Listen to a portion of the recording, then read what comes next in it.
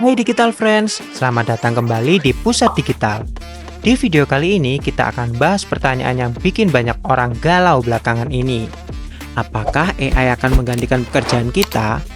Nah, sebelum kita mulai, coba deh kalian tulis di kolom komentar. Apa sih pekerjaan impian kalian? Siapa tahu AI sudah nyentuh bidang itu. Oke, Digital Friends, kita balik ke topik. Jadi, sebenarnya kita lagi hidup di era yang super menarik. Teknologi berkembang cepat banget. Seperti cepatnya kita nge-swipe TikTok dari pagi sampai malam. Dan salah satu teknologi yang paling sering dibahas adalah AI atau kecerdasan buatan.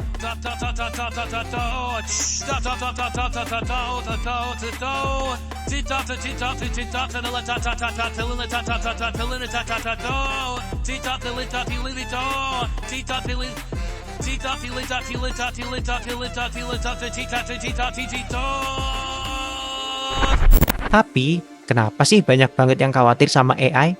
Apakah benar AI akan merebut pekerjaan kita? Yuk kita bahas.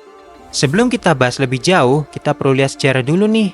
Kalau kalian ingat pelajaran sejarah, revolusi industri adalah momen besar di mana mesin mulai menggantikan pekerjaan manual.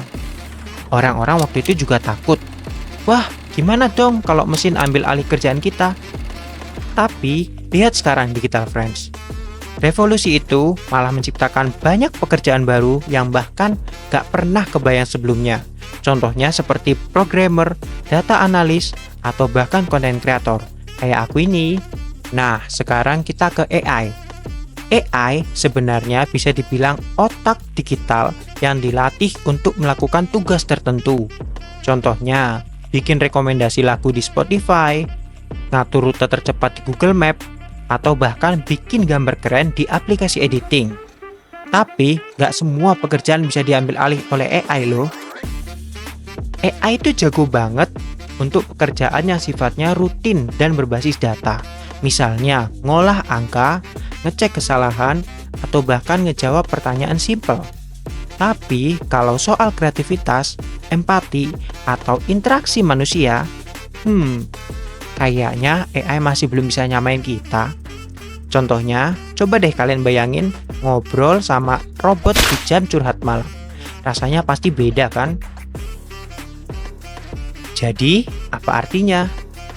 Apakah kita harus panik? Enggak juga kok. AI itu lebih kayak alat bantu daripada pengganti. Misalnya, dokter sekarang pakai AI buat diagnosa penyakit lebih cepat. Tapi tetap, dokter yang ambil keputusan akhir. Atau arsitek yang pakai AI buat bikin desain dasar. Tapi ide kreatif tetap dari manusia. Jadi pekerjaan kita nggak hilang, tapi mungkin caranya aja yang berubah. Nah, buat digital friend yang masih bingung harus bagaimana menghadapi perubahan ini, ada beberapa tips nih dari aku. Yang pertama, belajar skill baru. Misalnya, coding, desain grafis, atau skill lain yang bisa melengkapi teknologi.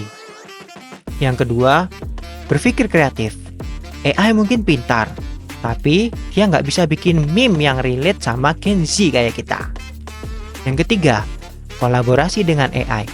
Jadikan AI partner kerja, bukan musuh. Intinya, kita harus terus belajar dan beradaptasi. Dunia terus berubah, dan kita harus siap berubah. Nggak ada yang tahu pasti apa yang akan terjadi 10-20 tahun ke depan. Tapi satu hal yang pasti, manusia itu punya keunikan yang nggak bisa digantiin oleh mesin. Jadi, Digital Friends, nggak usah terlalu khawatir sama AI. Sebaliknya, coba lihat ini sebagai peluang untuk berkembang. Siapa tahu, teknologi ini justru bikin hidup kita lebih seru dan pekerjaan kita lebih kreatif.